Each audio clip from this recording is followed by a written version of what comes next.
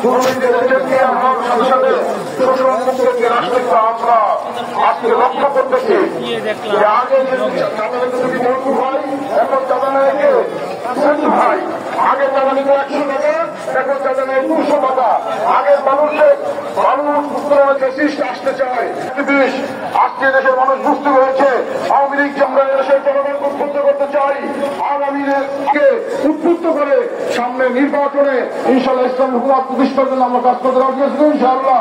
আল্লাহ তাআলা আমাদের সকলকে তার দিন বিজয়ের কাজে অংশগ্রহণ করার তৌফিক দান করুন। আমার তৌফিক ইল্লাহ বিল্লাহ। আসসালামু আলাইকুম ওয়া রাহমাতুল্লাহ।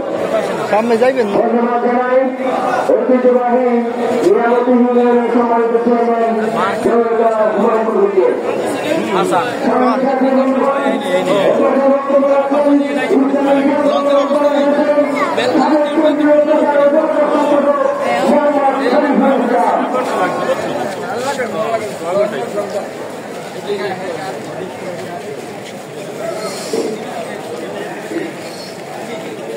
السلام عليكم ورحمة الله وبركاته.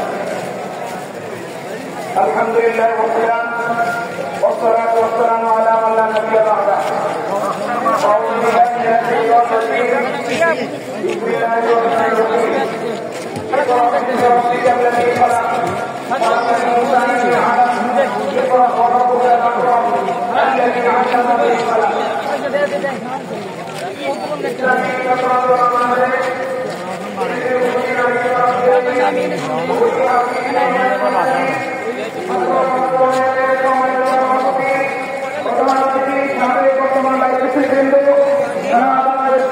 ছাত্রবিন্দু এবং মুরব্বী বাবারা সকলকে জানাই আন্তরিক শুভেচ্ছা এবং মুবারকবাদ। প্রিয় ভাইরা আমার, আজকে আমরা যে বিষয়টা লক্ষ্য করছি,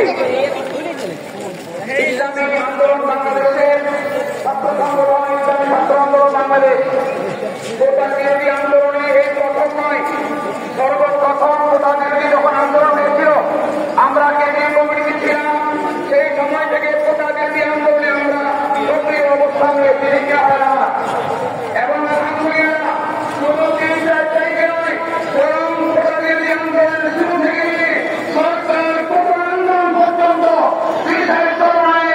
এবং ছাত্র আন্দোলন সরকার ছিল।